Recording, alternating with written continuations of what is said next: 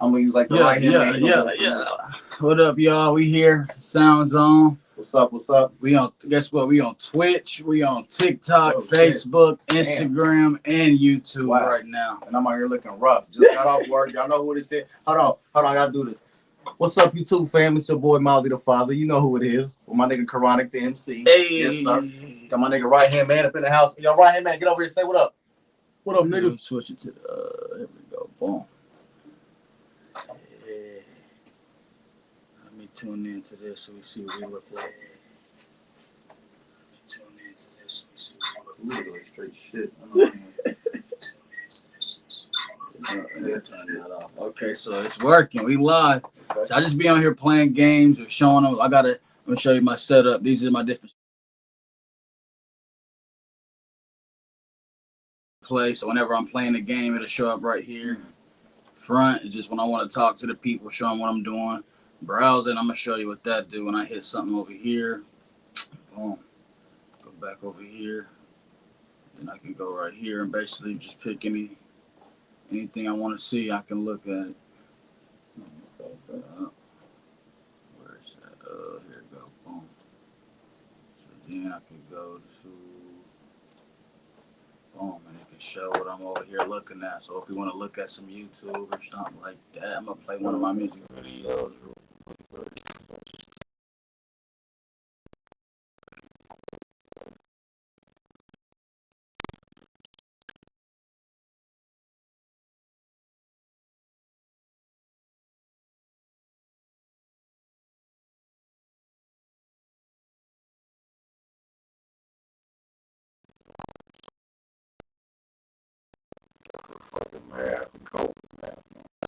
During the COVID, he changed his little logo. So this is what they see now. They can see us on the bottom and they can see this at the top. Or if they got it, if they're watching on, it depends where they're watching. Obviously, if you're on TikTok or Instagram, you're gonna see this view.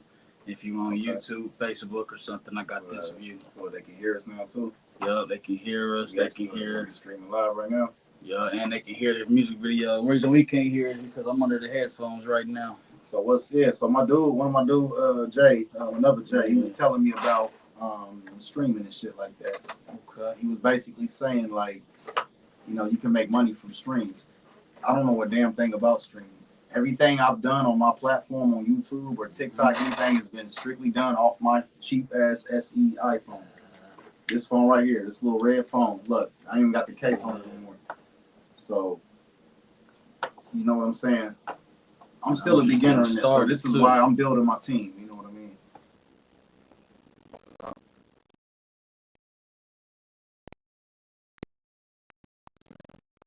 19, you feel me? Yeah. Y'all been in my corner for a while. We're still a family, even though we're not as active as a movement, into the public eye, into the thing. We all got different lifestyle. We all work. You know what I'm saying? Some of us got kids and shit. So I done basically branched off and started operating on my own, as you can see. But of course, I still pull from the team aspect. We got to still be a team. That ain't went nowhere. So it's never gonna change. You got to keep your circle small. You got to keep your circle tight. A lot of y'all people out there hanging out with 1,000 motherfuckers every day. Y'all not doing enough.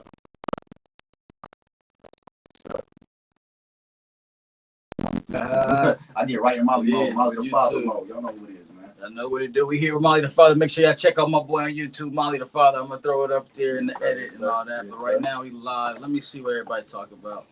Boom, this here I can monitor it. Okay, George is on the Instagram. What's up, George? Uncle George. What's up, George? It's been a long time.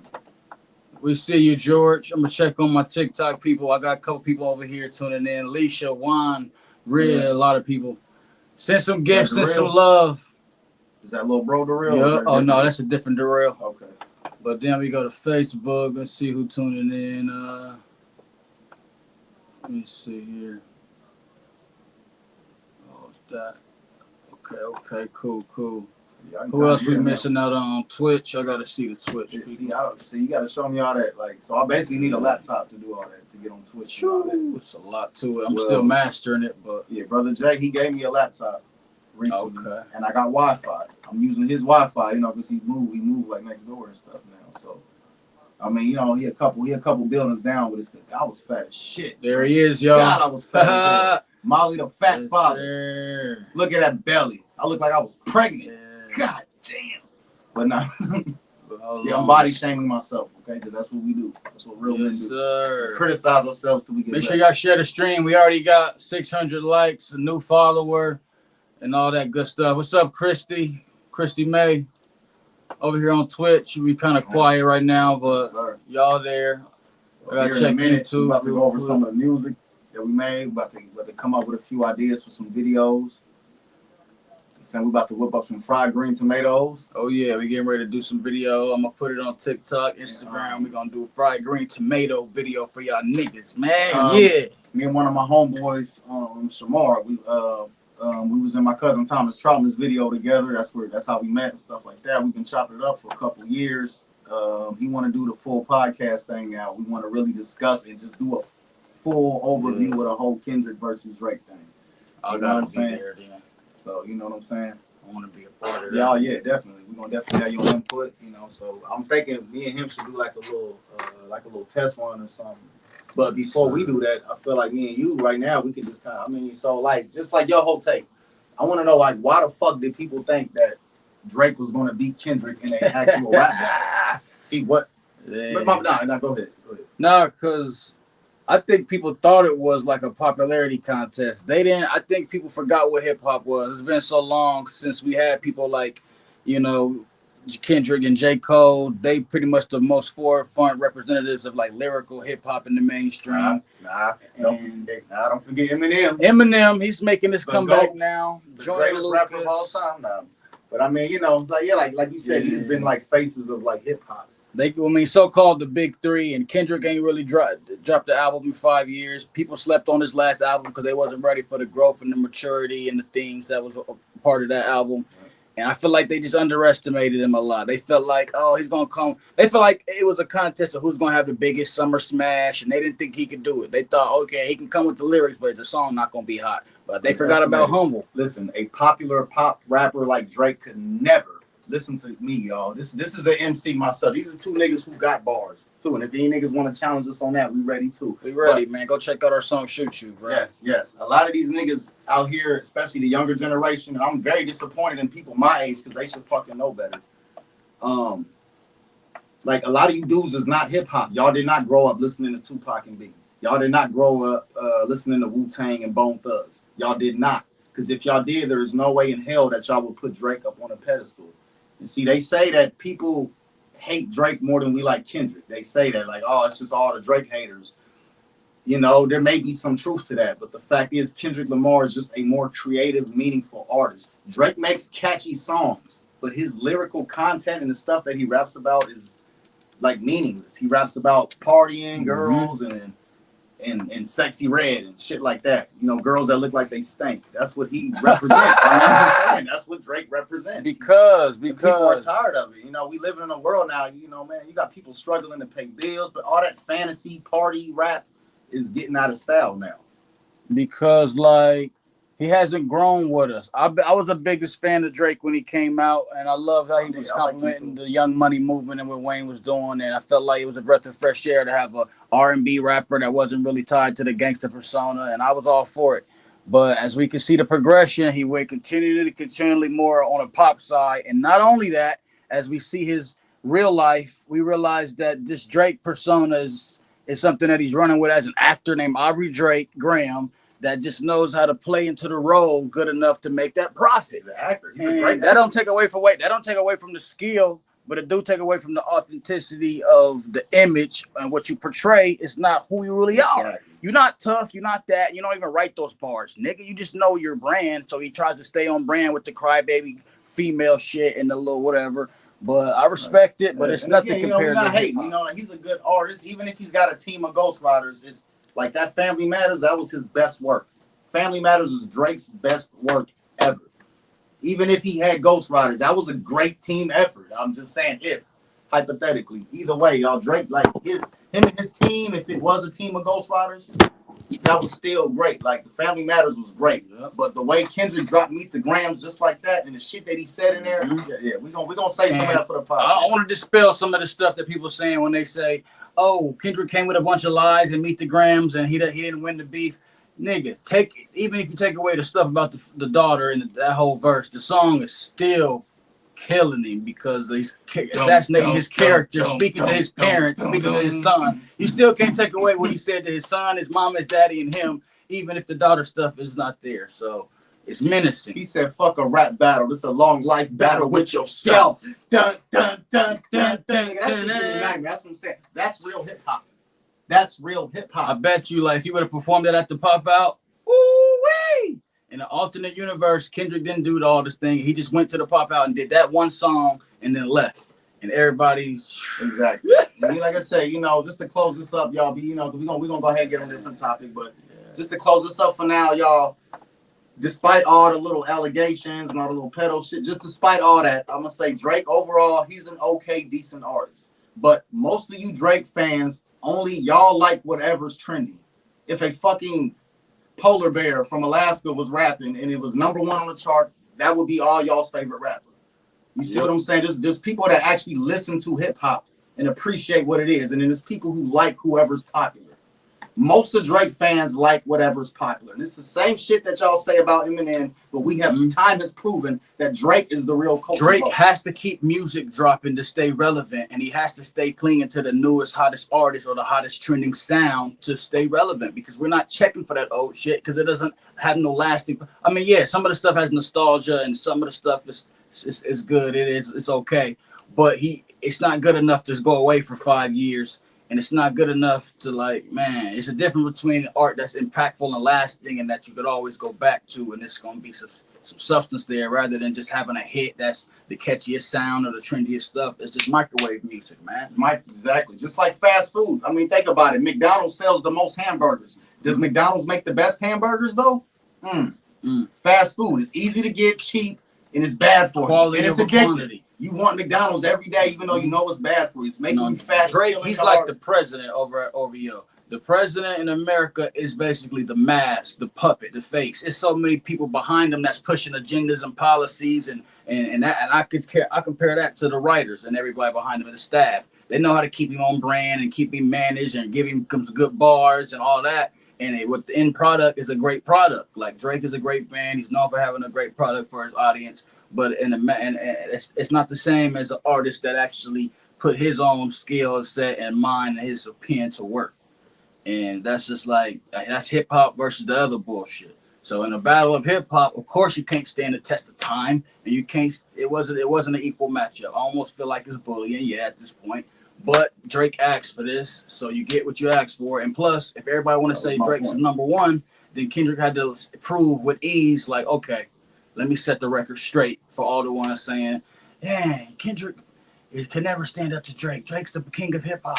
It's really people that thought Drake was the king of hip hop just because he had all the most hits and was running around with Sexy Red and Taylor Swift. Like, wow. And Drake tried to make fun of J. Cole and Kendrick for being not as relevant as him. They have families and kids to run home to. I don't have that. I'm really about that life. I'm out here in the field 24/7. Yeah, they come outside every Sunday. That's how he sounds. That's how he sounds when he talks. Well, I grew up in Toronto. Then when you get on the mic, it's like, yeah, nigga, because and I always rap with that same fake accent. One thing about me, like I said, I'm a very picky MC. Y'all, to the people that heard me rap, y'all know how I get down. I don't do that basic ABC shit. And I'm just being honest. I know a lot of Drake songs or whatever, but that's the first impression I had when I seen his interview. Like, when I heard his music, I felt like he was black. He was relatable. Cool. When I first seen his interview, he had the pink sweater on, and he was talking like, to me, it just sounded white. I might sound ignorant saying that, but as a kid, when I'm hearing it, I'm looking at it, I'm like, man, this dude, I thought he was okay. And then I just, I accept that. That didn't change the way I kind of received his music. Maybe it did a little bit, but I just knew, like, that's weird. And then that's when I realized he was Canadian. I didn't know he was Canadian, but I was like, okay, maybe that's a Canadian thing. They might rap a certain way, and then they might talk white. I don't know. Yeah, it's just him. But it's a lot of rappers like that. Like I was saying, like me personally, and this is just me, I have very high standards when it comes to like lyricism and things like that. When one big pet peeve for me is when a person raps with a fake accent. Like the way I rap, I mean, like your rapping voice is never gonna be the same as like your speaking voice. So when I rap, I might put a little extra, you know what I'm saying? But like you said, if a guy's talking like this on an interview and then gets on the mic talking like this, it's very cringy to me. It's just fake. It just comes off as fake. But like I know I said, a lot of y'all can't help it, but to sound like who y'all influenced by. Even me, like a lot of people accuse me of some of my early songs that sounded too East Coast because I was listening to a lot of East Coast hip hop. I just some subconsciously early shit was a little East Coasters, but subconsciously, yeah. But at the same time, you got to know your identity and you got to actually know your authentic self, and that's part of being an artist. There's It's nothing wrong with developing growing, yourself, and every developing artist your grows, art, you know, growing into yourself and growing into your true self, like self-discovery, self-mastery, just a part of life, a part of manhood in general. Exactly. You know, all I know is, like real hip hop is not appreciated. Real lyricism is not appreciated these days. It's all about the catchy hook and the catchy beat. Again, it's like fast food. It's addictive. Some of these sound frequencies are addictive, where you can't even enjoy nothing else unless it sounds like that. So y'all gotta really just gotta really be careful and like just really pay attention to the stuff that y'all become accustomed to. You know what I mean? That's really all I gotta say about the subject. You know, with the Drake and Kendrick thing, I mean, come on, y'all. Kendrick won hands down. Drake couldn't make a song like Not Like Us. Drake couldn't make a song like Eat the Grams. Hell no. You see what I'm saying? Like I said, it's one thing to make catchy songs that sound good for the moment, but it's another thing to make deep music. There's people that wanted to unalive themselves because they heard a Kendrick album. They didn't. They kept pushing it.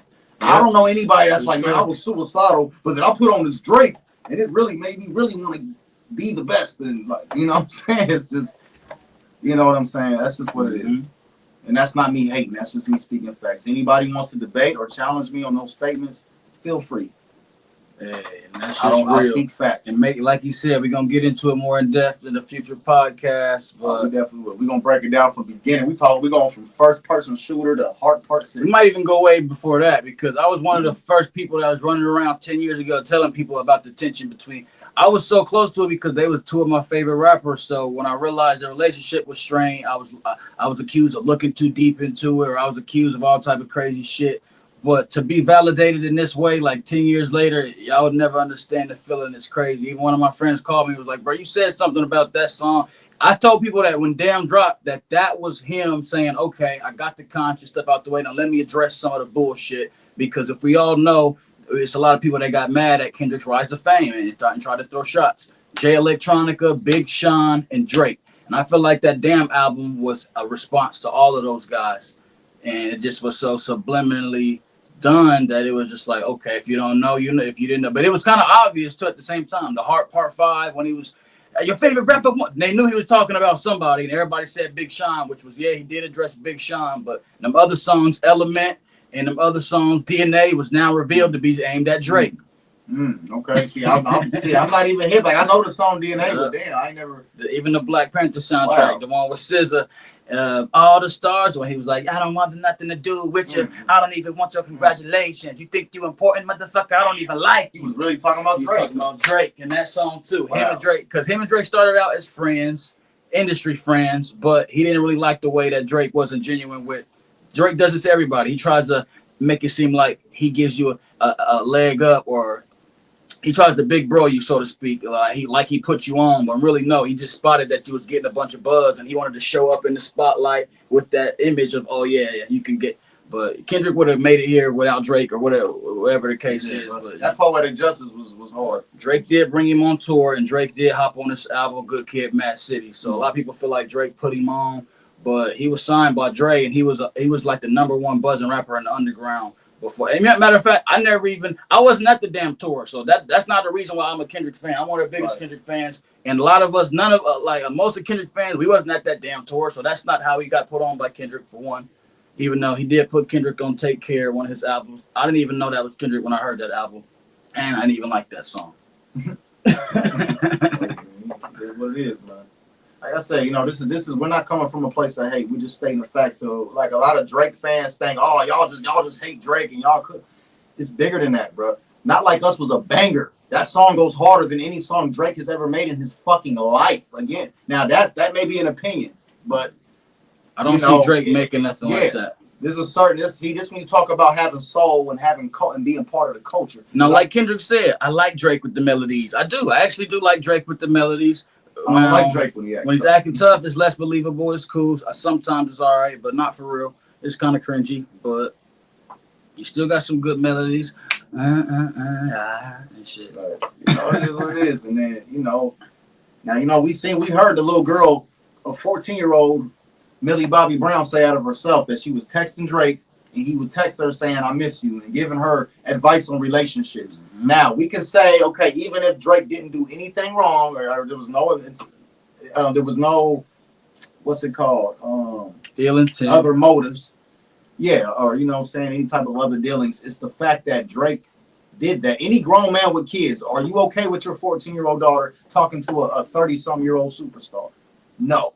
That should be everybody's answer. And that I'm pretty sure that's everybody's answer. So before y'all get in here defending that shit, ask yourself that question. I mean, that gets in the grooming. It's so many layers. There's so many layers. Yeah. That's definitely grooming all the way. And we already know about Hollywood. That's why y'all listen to Meet the Grams. Listen to that second verse. When he talked about his mom, Dear Sandra, he said, I'm going to quote just a little bit of lyric. He said, I've been in this industry 12 years. I'm going to tell y'all one little secret. There's some weird shit going on. And some of these artists be trying to police it. They, you know what I'm saying? Stuff like that. I think that part went over a lot of people's heads. No, I actually feel like it's a shame. I do. But if we got to sacrifice Drake's image to unite the West Coast and to revitalize hip hop and all the rest of the things that we've been, or even more, and further than that, expose the industry, then I feel like it's worth it, because at the end of the day, Drake's still rich. Drake still had a great career.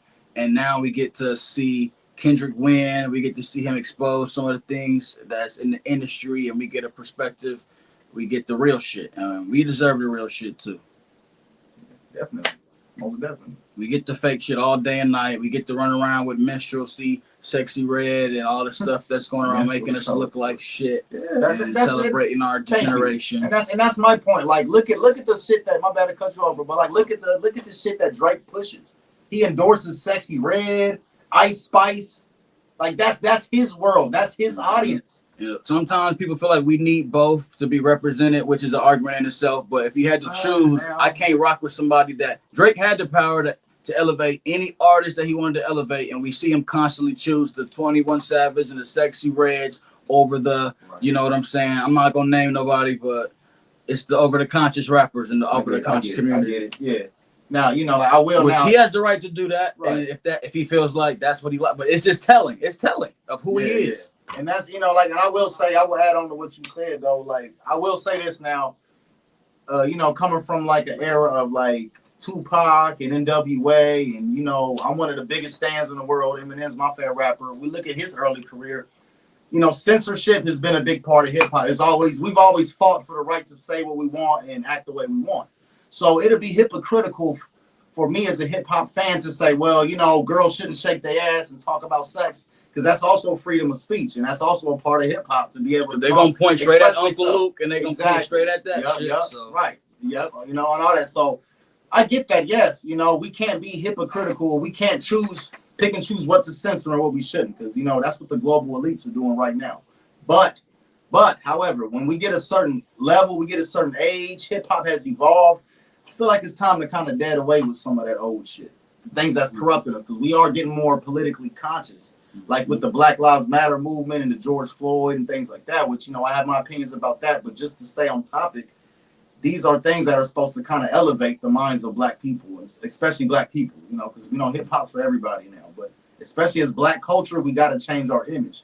So it's a thin line of, censorship. It's a thin line between electrifying and pacifying, niggas. He makes music that's pacifying just to get us through the next day. And Kendrick makes music that electrify us. Give us the energy, thoughts, and things that actually speak towards growth.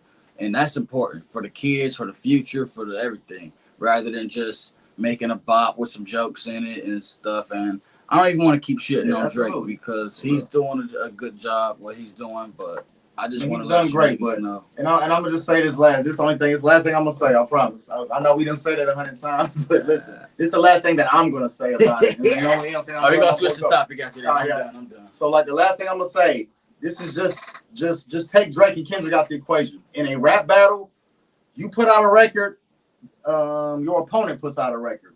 Whoever put out the last dopest record is the winner. if like let's say like Tupac dropped the record and it was dope, and then Biggie dropped one that was doper, Biggie's the winner until Tupac can come back with something. That's how a rap battle is.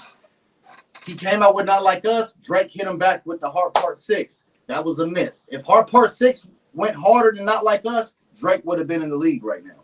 That's so, but his response to Kendrick's response didn't go harder than Kendrick's last response, if that makes sense. So Drake kind of lost. It's kind of like playing chess. You know, you make one wrong move, damn, you off the board. It was a good time. You know, he addressed all the allegations. He rebutted a couple of, you know, he said like B major and shit like that with the A minor bars. Trust me, I studied it down all the way down to a T. Mm-hmm. But Heart Part 6 did not deliver as good as Not Like Us or Meet the Grams. That's why Drake lost. Not because a bunch of haters want to see Drake lose. Yeah, I get that. Same shit happened with 50 Cent and Rick Ross. We can talk about that another day. I know a lot of y'all ain't ready for that one. I was a part of it, and I was there, and it was like an anime battle. It could have went either way. I saw when Drake was up. I felt like at parts Kendrick was up, Drake was up. I felt like it was close, honestly. I'm not going to try to be biased and just come in and like, he never had a chance to fuck Drake. True story, bro. You remember when you texted me, you was like, damn, bro, Drake up right now. This went a Hard Part 6, and I was already like, man, I was already reading comments and shit. I'm like, bro. Now, that was recency bias. Yeah. When Drake dropped that, I felt like the narrative was maybe strong enough to kind of usurp what Kendrick did. That's how real it was. It's like, damn, bro, because when he dropped Hard Part 6, I'm like, damn, Drake, he actually did, you know, because he responded to all the allegations. I didn't think he was going to respond after that. But when he did that soon, and he was saying like he planted the mold, at first I was like, damn, he planted the mold. Right. But after I had to sit back and listen to everything and review it, just didn't make sense. Yeah, after a few listens, everybody's pretty much like, the Hard Part 6 just didn't really hit as hard. Yeah. If Hard Part 6 would have really punched harder and really like, you know, discredit Kendrick, or like if he could prove that he was feeding on false information, Drake would have been in the league right now. He tried to double down on the stuff about his kids not being his and him beating his wife, which that never turned into nothing. We never saw no proof of that. So if Kendrick is lying about something about the daughter or whatever, now I feel like Drake lied about stuff too. Lied about more stuff. Like more Kendrick stuff got proven than Drake did. Drake didn't really have nothing proven, and he even lied about the size 7. Allegedly, Kendrick don't even wear a size 7. Right. So see, that's another thing I gotta know too. The average, what's the average height of a man? 5'10". So when all you big tall niggas, you know, which my homie right here is tall, so I'm no discrimination. But when you big tall niggas get talking all you short nigga, y'all gotta be realistic now. You're speaking to the majority of men in the world. So the majority of men is not gonna back you up on that. And then a lot of stuff backfired. like when he said free to save, that rubbed real black people the wrong way. It just showed when he said I'm too famous to be caught up with those allegations. That kind of rubbed people the wrong way too. He said a lot of stuff that just wasn't like reading the temperature of the room better than Kendrick. Kendrick was the voice of the culture, and that's just what it is. Said and done. So anyway. Shit, bro, I'm getting ready to cut up some of these tomatoes. All right, y'all. I'm in the stream for now, and we gonna I'm gonna catch back up with y'all. We get ready to fry. We'll be back, y'all. Molly the Father, y'all check me out on YouTube. Molly the Father. That's 2 M's, capital M, M-A-L-I